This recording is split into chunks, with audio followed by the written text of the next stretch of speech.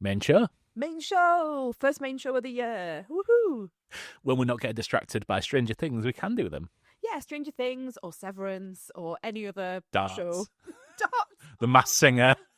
Don't bring up the darts. It's way past New Year. I haven't thought about the darts now for a little while. Pointless is back. Yeah. Although Only Connect is over, so Yes. that's very sad. Yes. But yeah, main show, for those people who might have joined us recently, normally we talk about the TV and film that we've been watching. That's what an episode is. And over time, over the 6 years we've been doing this, we ended up calling it a main show. So that's what a main show is, and that's what we're going to do today. Talk about the telly and the movies we've been watching. Can I cover the wrestling I've been watching from 1993, like on my lunch hour at work? In a not main show. Maybe in a solo show, which I put out on my own feed. You know what, though? I was, you're going to roll your eyes at this, and that's absolutely fine. But in the podcasting workshop that I did last week, that I know you're sick of listening to, but yeah, I did a podcasting workshop and I was talking... Well done, by the way. Thank you very much. Thank you. During that podcasting workshop, I made a reference because someone was asking me about like download numbers and statistics and things like that. And I'm really, really like honest with it. Yeah. And my honesty took me to the point where I was saying to them, and then we did an episode about WrestleMania and that got loads of downloads. Yeah. It did when I was looking back because I knew someone would ask me like, you know, what's been your most listened to episode, etc., etc. And actually that WrestleMania episode did really, really good stats. It's probably the last episode one of my friends has said, I listened to your wrestling podcast. I really enjoyed it, actually. Yeah, thanks. Yeah, we've been doing it for years. But yeah, that's... Yeah, I think we should have done a wrestling podcast. I'd like to start with a perennial. Is that right? Is that the right use of the word? Let me just pause there. When you want to say that you're doing something like repeatedly over and over again, or like a traditional favourite, is perennial the right word? I take perennial to mean like always there. Right, rather than repeatedly. Okay, anyway, a favourite of mine, crime drama, whoop whoop. I'm going to talk to you about Under Salt Marsh, which is a new crime drama on Sky Atlantic, which I am absolutely obsessed with. It's being released really annoyingly on a Friday, which often Fridays... Literally the way that every TV show has been done, aside from on Netflix. But I'm busy, and then I'm busy all weekend, so then I can't really get to it for a long time. And sometimes I have to squirrel myself away like a Sunday night and go, just going upstairs for 45 minutes to watch Under Salt Marsh. But that's what I've been doing. It is amazing. If you love that gritty crime drama, I mean, it's a horrible stereotypical one where like kids are dying and, you know, child murder.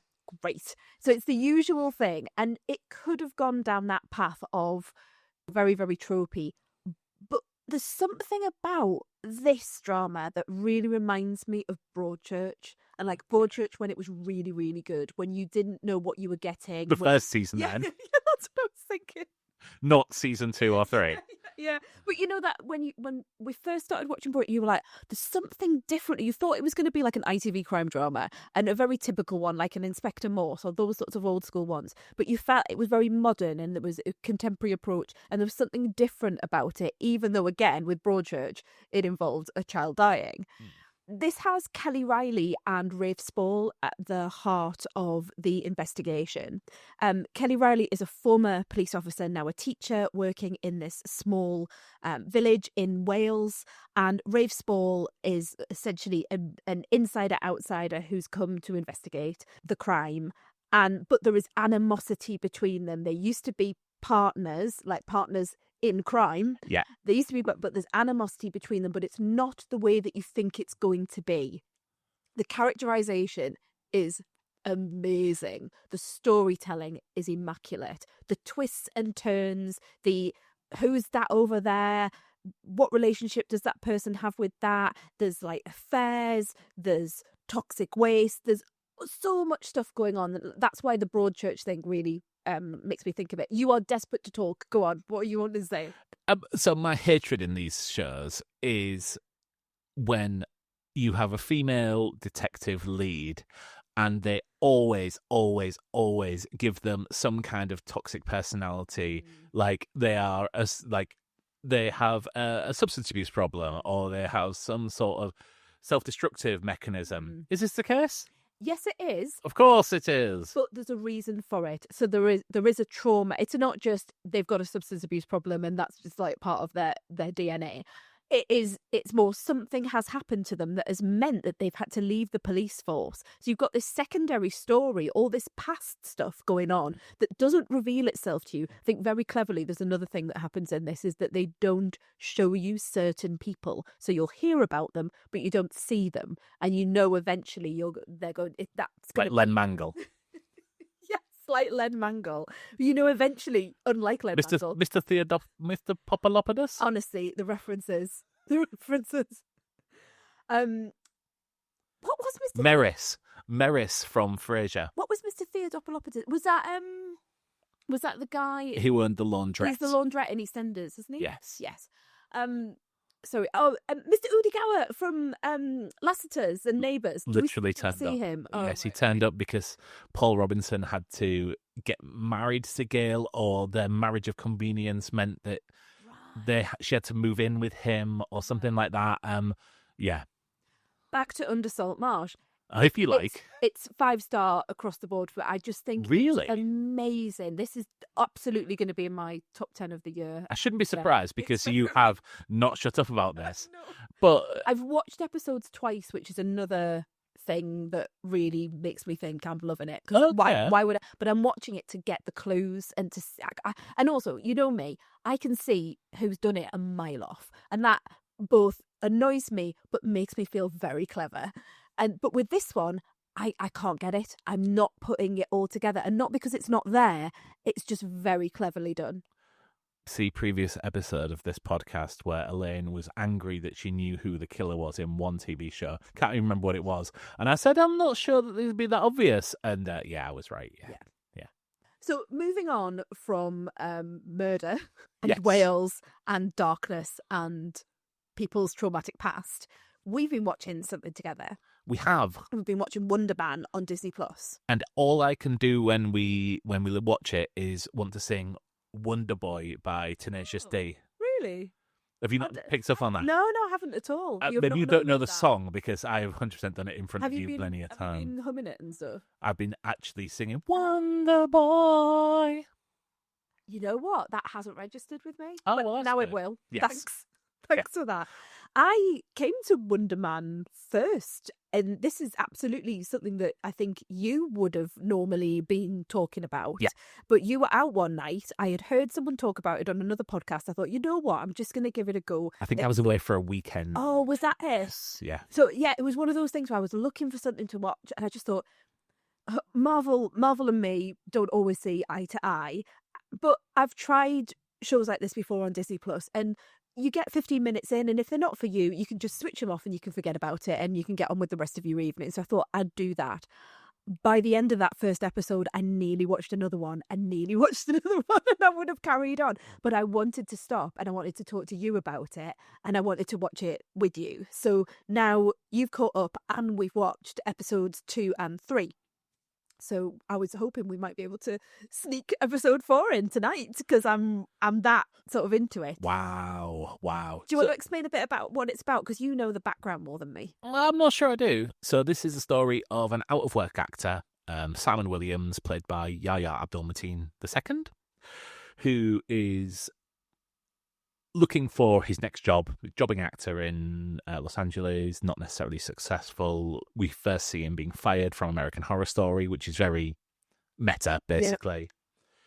He runs across Trevor Slattery, who... played by Sir Ben Kingsley. Who people might know from Iron Man 3, Shang-Chi and the Legend of the Ten Rings. I didn't see that one. Oh, did you not? Okay. Also, one of our other best downloaded episodes was the episode where you reviewed that.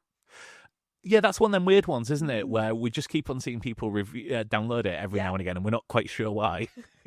They go for an interview for a new superhero film, which is called Wonder Man, which Simon Williams is obsessed with. It was a big comfort watch for him. It's a remake of a 70s superhero film, and it was a big comfort watch for Simon Williams when he was a child. So wants the main part, and that would be the thing that could possibly put him forward into the into the Just mainstream. propel him into Yes, the mainstream yeah. because he is struggling. Yes, and Trevor Slattery is there to help him through the process, but also there are things in the background that are happening. I did not know what to expect with this. Yeah. Away from the MCU, it is as much a thing about two jobbing actors as the She-Hulk show that was on a couple of years ago is about a solicitor, and less about the actual powers and things like that of people.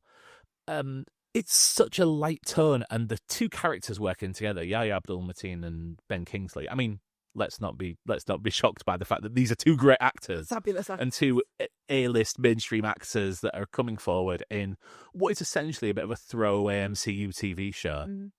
The chemistry between them is on point from the start, and I just enjoy spending time with these people.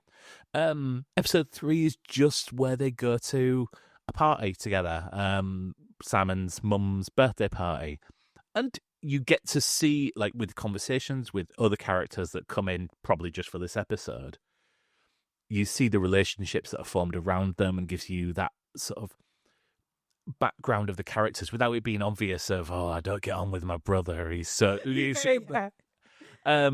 that sort of really clunky dialogue. But it's definitely show not tell. But the subplot that drives this, and it's not really revealed until the end of the first episode, is the thing that's going to keep me coming back, because we've all got we all know buddy sitcoms and things like that. These are really easily digestible episodes. They're only like 30, 35 minutes each. I've recommended this to loads of people who are now watching it and saying, oh, I love this. It's just what I want. It's proper light. Just a little amuse-bouche of a TV show just to get us in for the year and take us through. I imagine it's not going to change the world of the MCU anywhere. We may never see these characters again because it's the Marvel spotlight. Which is like their standalone, isn't it? Where they're it's what they called Echo. It's what they called that. There was a werewolf thing, like a one-off that is, Oh, that sounds like right up my street. I don't know why. It was a one-off thing that was done. It was only about 20, 25 minutes long. I think who was Riri from the that Ironheart, was that what she was called? That came out last year. I didn't actually watch that, but and it's a really light tone. I still think the highlight of the MCU TV shows is probably going to be WandaVision, and this is coming. I think WandaVision, for the lore and the way it was constructed and what was happening around WandaVision within the MCU. But this is a standalone piece. This really reminds me, and I'm not the first person to say this, but it really reminds me of the studio, in that you are in Hollywood, you're seeing how actors act, and you're seeing two really good, like you say, actors talking about acting to each other, and you almost feel like, aside from their characters, they are, when they're quoting Shakespeare at each other, or they're quoting bits of dialogue that I don't actually recognise, but they clearly know are these big pieces of script that you would use in an audition. When they're doing that, you really feel like you're in the theatre watching two actors really in-depth going for it about acting. And I love that, and I love the whole thing about the audition process and having to record yourself. There's some really good cameos, so that is how it reminds you of the studio, but it's much less frenetic, and it's much less winky to the camera and wild with its direction. It is much more, like you say, a really lovely watch, a really relaxing watch, and I cannot wait to get through more episodes to see where it goes. But like you say, to sit with these characters, to see these two men getting along with each other, with all of the sort of the framing secrets, device around it, the secrets that they're keeping from each other, which again brings you back, doesn't it, of like, when will that be revealed? The other thing I would say about it is that it's a masterclass in storytelling. I've been doing a lot of reading around storytelling and how to construct a story, and I've been talking to people about it, and there's this thing about elevation within a within a story. Yeah. And you've got to keep elevating, and then you have your denouement. And that happens every single episode that we've watched so far. That there's this build up, there's a setup, and then there's build up, and then a conclusion. And it keeps you amused, and it keeps you thinking about it, and it keeps you going within the episode. I never sit there and go, oh, I'm not really keen on this bit, I wish they'd get back to blah blah blah. There's this constant movement forwards in the storytelling, which I really enjoy. And also there's no time for that, because it's nice, sharp 30-minute episodes. The few that we've seen have started with a flashback, and then we come to small ones, not like really, really overly. Yes. They're giving you what you need to know about the character. Yeah. It's a big recommendation from us. Let's get this over and done with, and we can watch another episode then. Movies. You are going to take us through 28 years later. I'm going to get it right. The Bone Temple. Yes. Which is the sequel to 28 Years Later, which was one of my top 10 films of last year, mainly because it was set here in the Northeast, and also a good film, but mainly because I could go to some of the locations that it was set in and twirl about and pretend to be a zombie. Okay, I'm not going to go too much into the spoilers in this or anything like approaching the plot, because you haven't seen it yet. I haven't seen it yet. Which is interesting, because you haven't...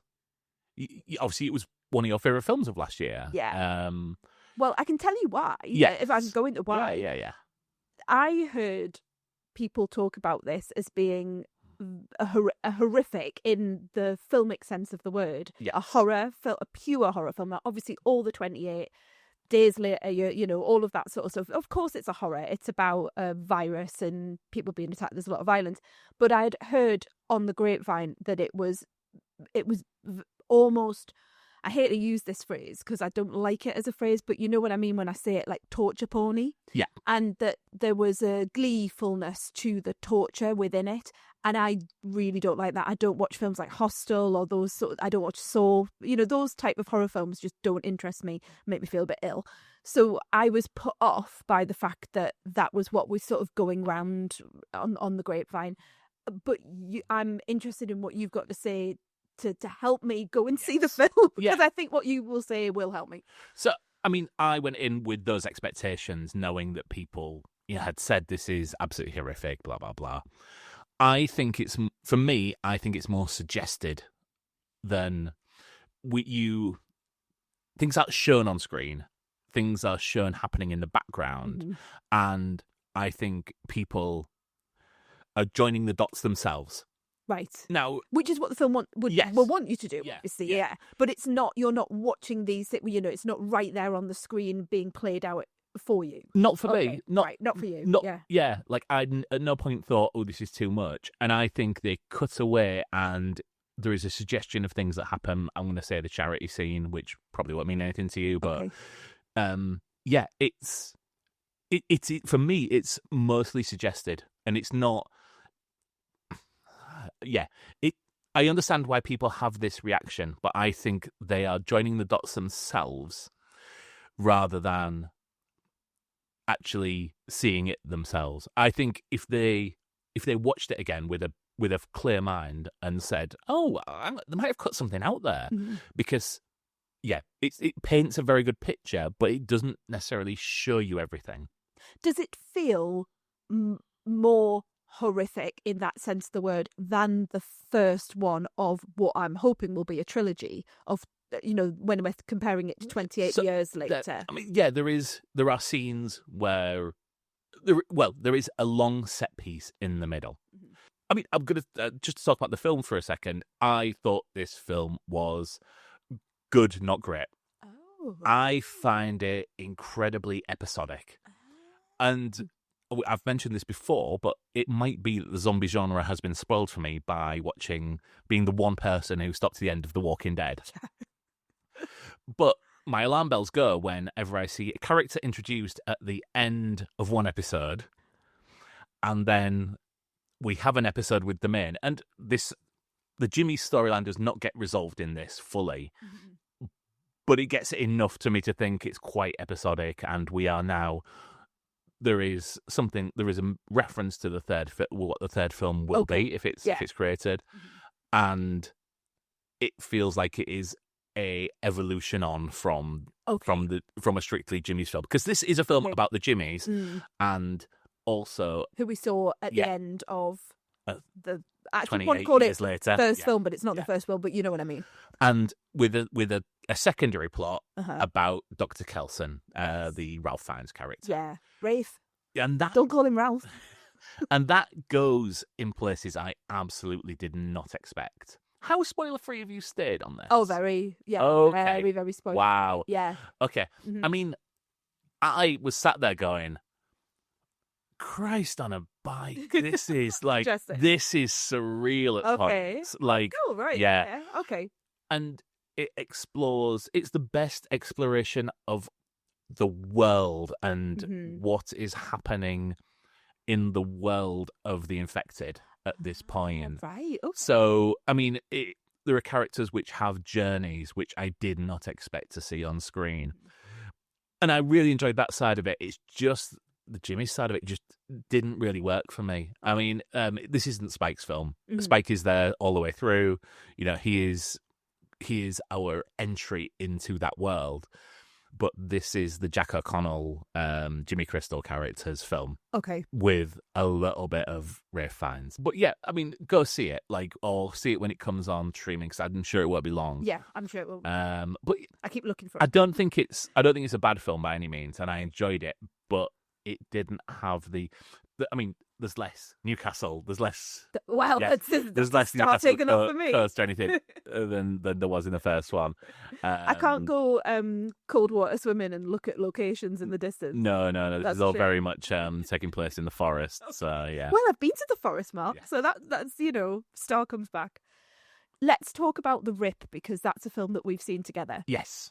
The Rip, which is on Netflix, and I knew nothing about until I saw an article in Empire magazine where they had got Matt Damon and Ben Affleck together to talk about this film. Had no idea that they were getting back together again, had no idea that this film was coming out. But I was so intrigued by the pairing of those two, having, essentially grown up with them over the years and seen them together and then seeing them going off and doing different films, that I was really intrigued to see what they would do on screen as a couple again, as people playing off each other. Yes. And also, I love a sort of a crimey, can we call it heisty? That's I understood that was where we were going to be going with this, and it was on Netflix and it was there, and I thought, well, if it's rubbish, I could turn it off in like 15 minutes. So I watched it first. I then told you about it, and you've watched it over the past couple of nights. I have, yes. Mm-hmm. Yeah. So shall I explain? Yeah, you explain it. So this is the story of a group of American... Are they drugs? They're not DEA. They are... Yeah, they're like a special... Yeah, a specialist unit. Drugs unit. I mean, honestly. Yeah. Specialist drugs unit. Roll your eyes, everyone. I think that's the official... yeah. But like that, like if they have the jackets and they knock on people's houses and they get calls and they're going to go and try and find drugs or drug money. It's Miami Vice, basically. Yes. I didn't even think of that. That's good. They have recently lost their captain, who has been murdered, and they are still trying to understand how that has happened, whether it's the cartels that are in the area, whether it's Internal Affairs are now looking at them. Yeah.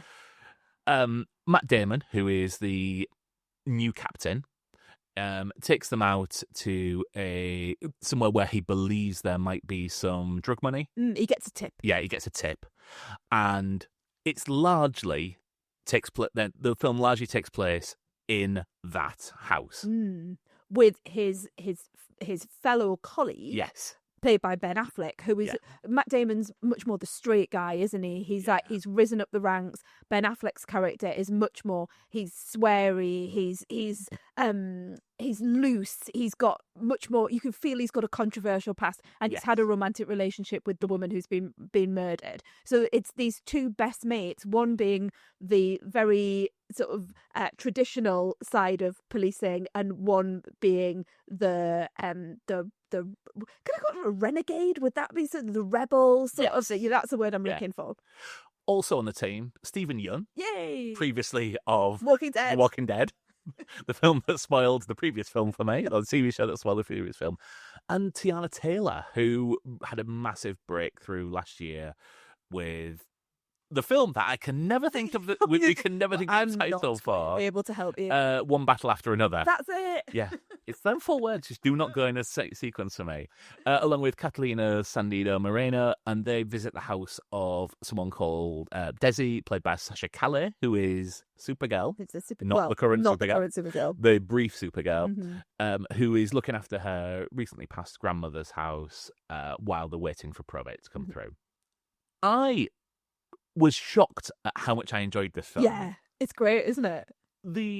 It uses every trick in the book. Like, it is very Netflix. Yes. Like, the way that it starts, like, we start with, like, people shouting at each other in a room. Yeah. And it's almost like, have I just come in? Because obviously you saw this before me, and I'd started it halfway through. Yeah. I find it quite off-putting when that happens. Okay. And I feel that if we were watching A Few Good Men on Netflix now, we'd be getting You Can't Handle the Truth, to open the film, and then we'd carry on from there. Fair enough.